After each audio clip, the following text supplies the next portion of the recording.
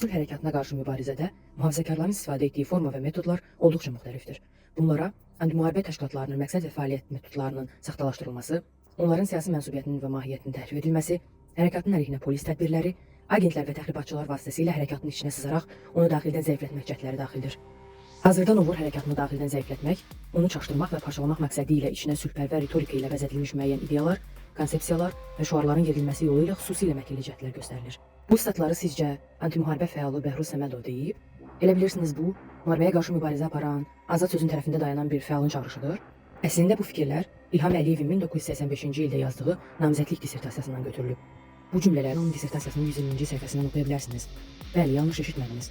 Bu sözlər bugünkü Azərbaycan rejiminin, yəni avtoritar təqib maşınının rəhbəri hər gün təxribat damğası ilə fəalları, jurnalistləri, özünün olan müdafiə edənləri susturmağa çalışan bir adama məxsusdur. Vaxtilə sülhdən danışan, mühafizəkar və kapitalist Britaniyanın Novur hərəkatını necə məhv etdiyini akademik dildə tənqid edən bu şəxs düz 40 il sonra indiki Azərbaycanda eyni mövzularda danışan insanları bir-bir elə öz dissertasiyasında təsvir etdiyi metodlarla həbs edir, işgəncələrə məruz qoyub həyatlarını məhv edir.